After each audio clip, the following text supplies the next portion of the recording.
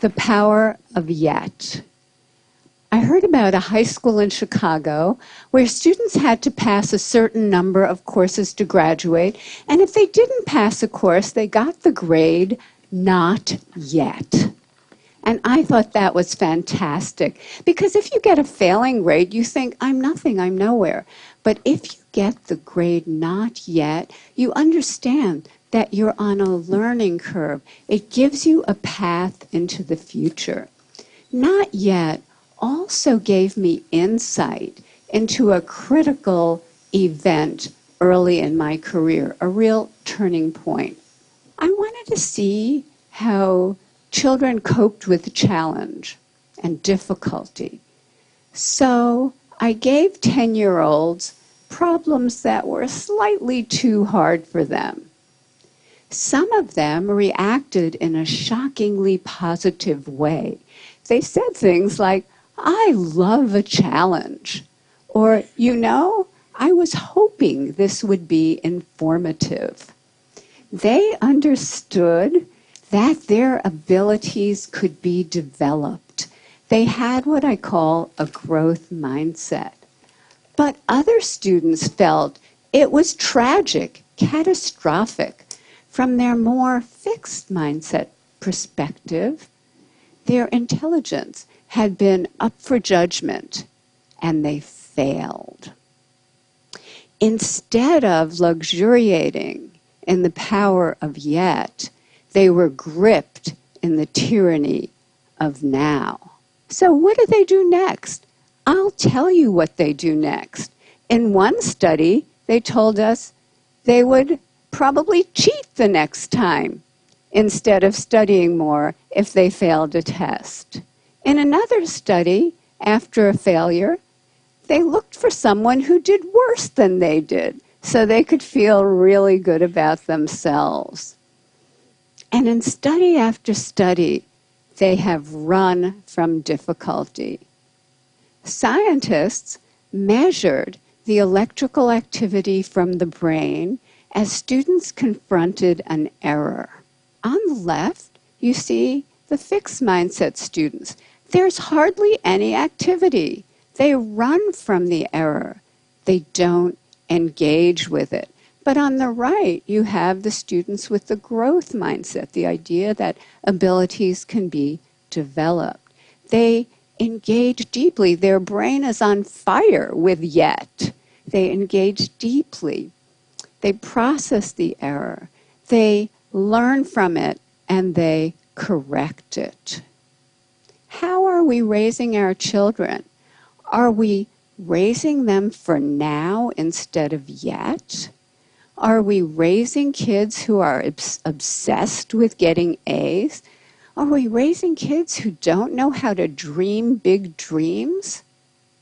Their biggest goal is getting the next A or the next test score?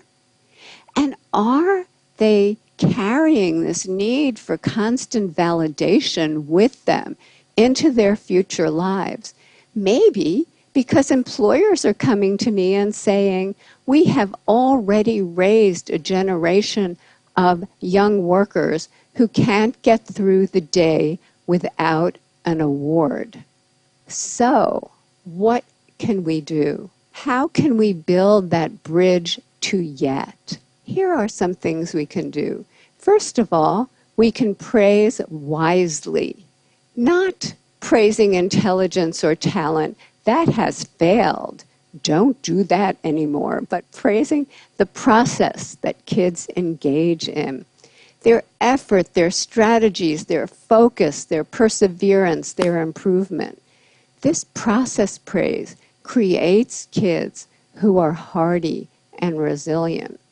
There are other ways to reward yet.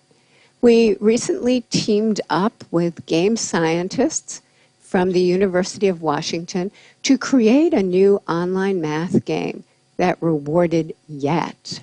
In this game, students were rewarded for effort, strategy, and progress.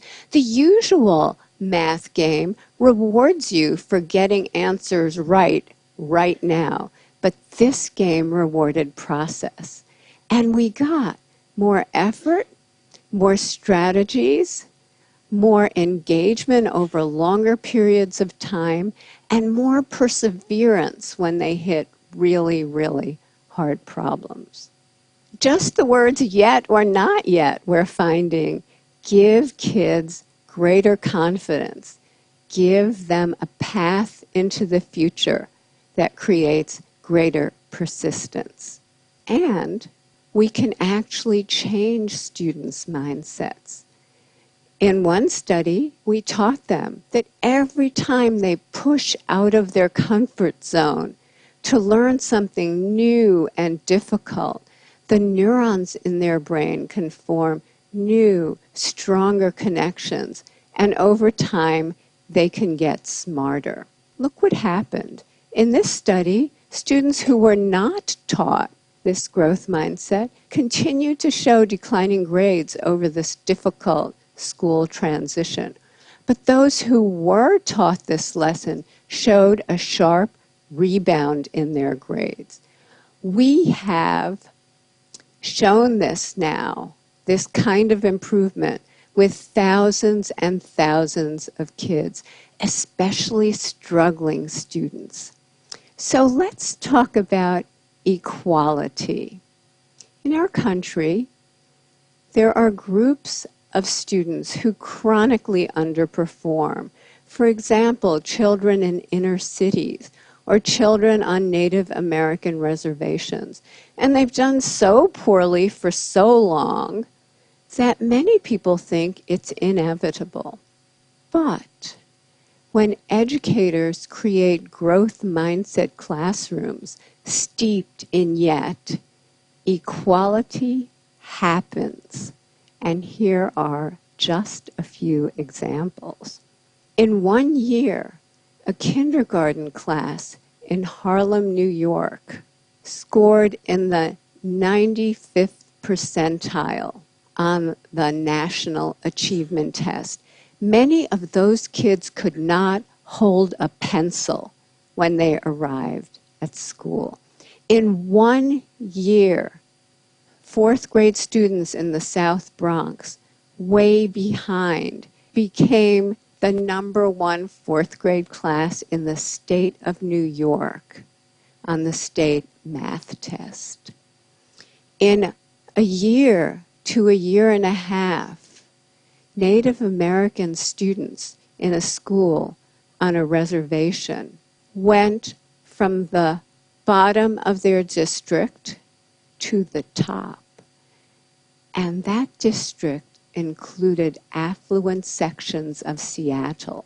So the Native kids outdid the Microsoft kids. This happened because the meaning of effort and difficulty were transformed. Before, effort and difficulty made them feel dumb, made them feel like giving up.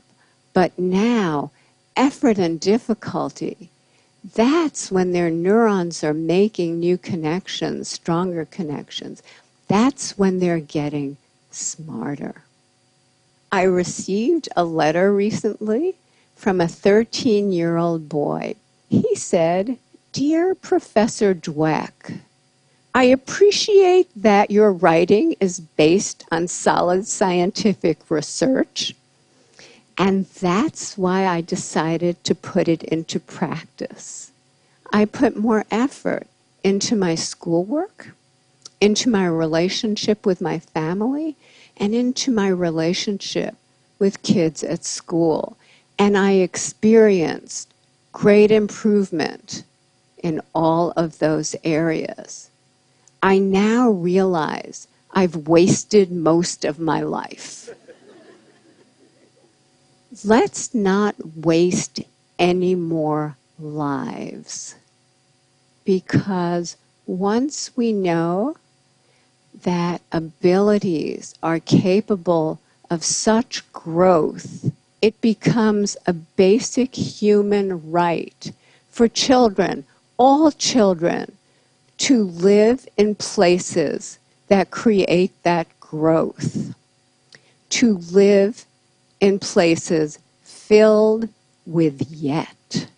Thank you.